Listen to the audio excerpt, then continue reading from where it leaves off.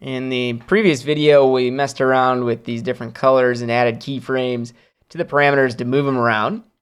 And I used this project just as a way to work with them. But now I want to go back to the previous project I was working on. So this is actually where I can use the timeline history to go back without even opening the browser to find the project. I'm just going to use this arrow to the left to go to the previous project. If I wanted to, I could use the button on the right here to go forward a step in the history, but I just want to be back on scene 4 here, and we're going to work with this video and apply some effects to it.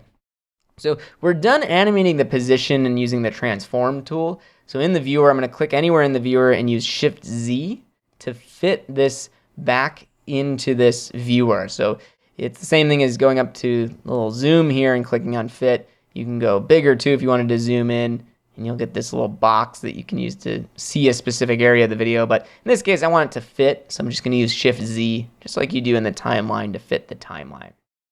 So let's talk about effects. Everything we've done so far with the transform tool, cropping, position, that's technically working with effects as well. You're creating an effect. But video effects inside of Final Cut Pro are actually stored over in the effects browser, which is this button on the timeline. You can use Command 5 to show the effects browser. And there are probably hundreds, if not more, effects that can be installed here on your system, because you can have a lot that are built in, but you can also get third-party effects to apply all kinds of different things. And an effect can be as simple as making a video black and white instead of color. And it can also be very complex in a way that it distorts the video. So we're going to take a look at just a few effects in this video, but I encourage you to go and experiment and try out some of these effects so that you know what's capable. The first thing with the effects browser, you might notice it's very similar to the transition browser and how it's laid out. On the left column are all the various categories, which there are both video and audio effects. And you can click on a category to see just the effects of that category. So let's start out in the basics category. Basics sounds basic, so let's start there.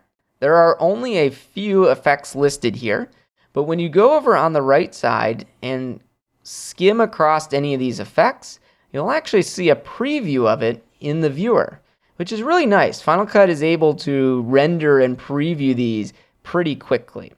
So there's a couple basic effects that are listed. For example, there's one called time code. I really like this effect because it puts the time code onto the video. And especially if you're collaborating with others, you might send this version of the video to someone else. You can just apply this time code effect, and then they'll actually see on the screen the time code for that part of the video. So let's do that. I'm just going to drag this effect onto this clip. And then if I play this back, you'll notice on that one clip, that I applied the effect to, we see the source time code listed, which is pretty nice. Now you'll notice this source time code doesn't line up with the time code of the project because it's of the source video clip. So if I don't like that, I can change it. With almost all of these effects, you'll be able to go into the video inspector. You'll see the name of the effect listed. On the right side, there's a show or hide button to see the various parameters for this effect. So in this case, I can see timecode base. It's showing the source timecode. Maybe I actually want it to see the project timecode. I can switch that over.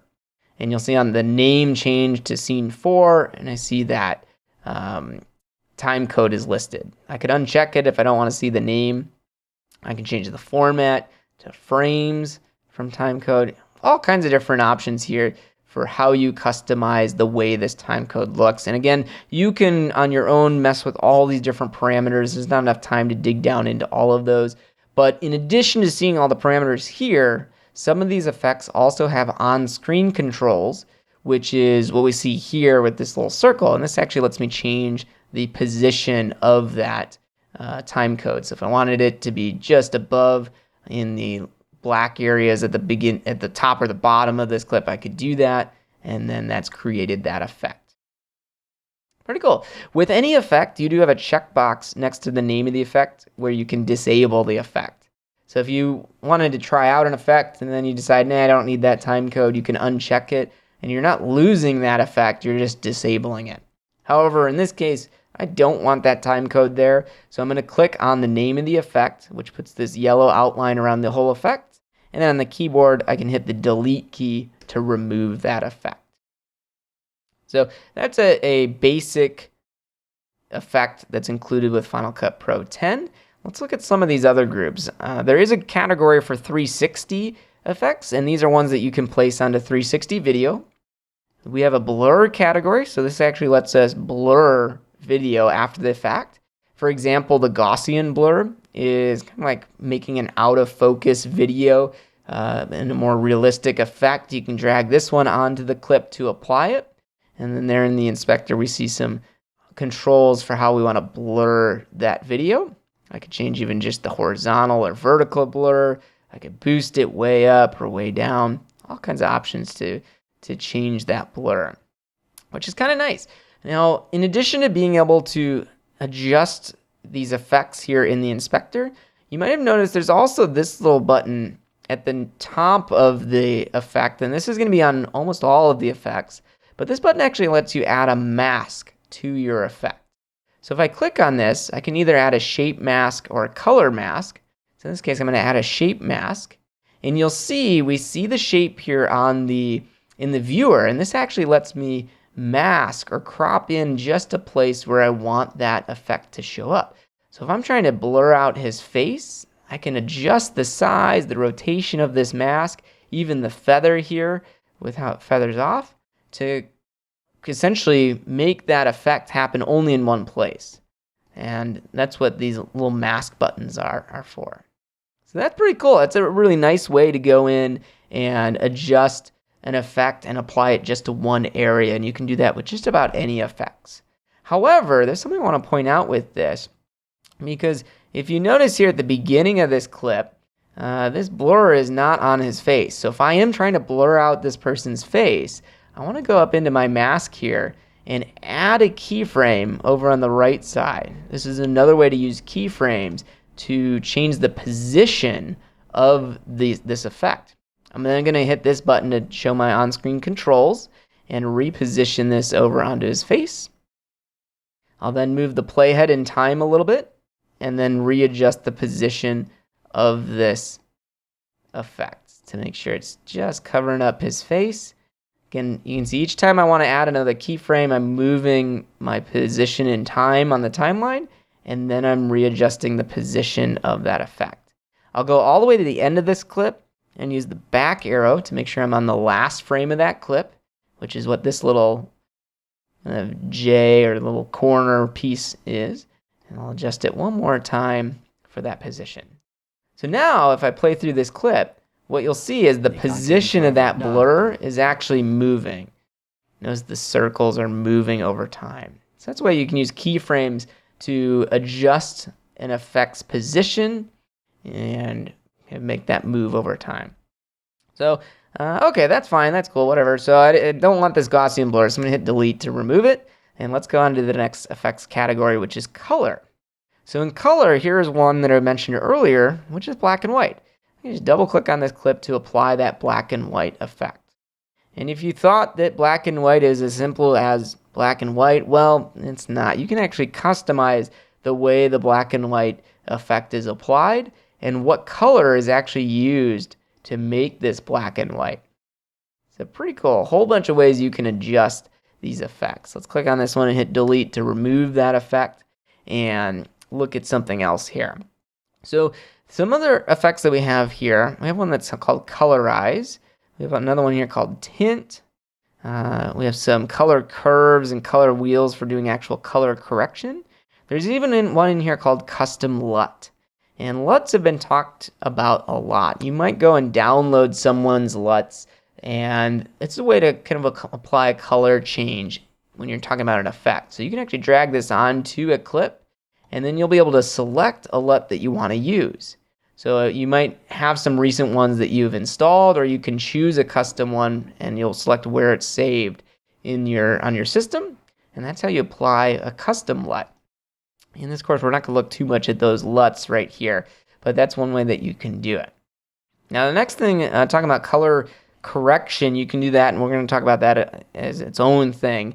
But you do have all these color presets that are actually set to create more of a look. So if you want to, you can mess with these looks here. If I found one I wanted to use, let's say this really high contrast one, I'll apply that, and then we can see it applied a color board with specific settings to mess with this color. In this case, we see the saturation was changed, and it was essentially a color preset that was used here. So I'm going to hit delete to remove that. But that's what the color presets are. It's using the color correction tools to create a specific look. And in later videos, we'll look at actual color correction, and those tools will be a little bit more useful for you. There's a whole category here with comic looks. So if you want to create one of these looks as if it's from a comic book, you can do that. We have some distortion effects built in here to distort the video a specific way. And any of these distortion effects, when you apply them, you will have, for most of them, on-screen controls that you can use to manipulate that distortion and that effect. FX Factory Pro is a plugin that I've installed. If you go and install that plugin, you'll see any filters and effects that came from that. Keying, this is a way to use green screen effects to remove a specific color out of your picture. You can also do the Luma Keyer, which will remove a light or black area. We can have a video on keying a little bit later. We have some light effects, which change the actual lights on the video. So as if you have lights hitting a lens, or maybe there's a whole glow happening to your video, you can apply those there. With some built-in looks, which are similar to the color presets, but these looks also have some kind of distortions happening to them, like the night vision puts little night vision goggles outline on there as if you're looking through them. We have some mask effects here, and these mask tools are pretty useful because you can use this to mask in on a specific area. The specific one I'm going to put out here is the draw mask. If you apply this to a clip, you can then actually click on your image here to create a mask. And what this mask will do is cut the image to that specific area. Then you have a bunch of tools you can use to control that as well. I'm going to delete this mask. Nostalgia, there's some color effects here that you're applying. Kind of like an old security camera. Let's apply this one. Inside the inspector here, you can see a bunch of options to control and manipulate that effect. We have some stylized effects, some text effects, and some tiling ones here as well. Some of these might be third-party ones that I have installed, so if you don't see them, that's the reason you don't see them there. So that's kind of a look at some of the video effects that are built into Final Cut Pro 10. The last thing I want to show you in this video is the effect order matters. And what do I mean by that? So let's go in here and take a look at one of these effects. So we had the looks, right? And there was this night vision look. And I'm going to apply the night vision look. And you'll see we get that green look as if we're looking through night vision, right? Makes sense. But let me go back here and add a color effect to make this picture, let's tint it a different color. So I'm going to use colorize to change the color of that clip. So notice in the inspector here, I have the remap of the color. I could even change this color to a different one to change it. Maybe I want to make it, what do you think? Let's go with like a purple color. Here we go. Let's go with, what is that, strawberry? Yeah, let's go strawberry. Makes it this red tint inside the night vision goggles. Well, that doesn't make too much sense, right? Because the night vision goggles apply that green effect to it. So our layer order here, our effects order, the first thing that's happening is night vision. Let me hide this to show you. So you see night vision happens first and then colorize. If I change this by dragging colorize above the night vision, what's happening is it's colorizing the image first. It's applying the strawberry color to it, and then we're applying the night vision to it, which changes it to green. So the order that you put these effects in is very important because it does change what your final effect is going to be.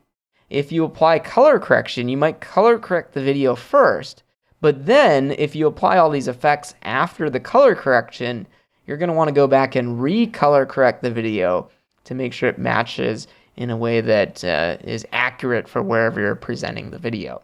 So just be aware that the order that you apply these effects does change the effect, and it can be adjusted at any time. So if you accidentally apply one effect and you want to see what the change is going to be, you can just drag these up or down. So that's an introduction to working with effects inside of Final Cut Pro 10.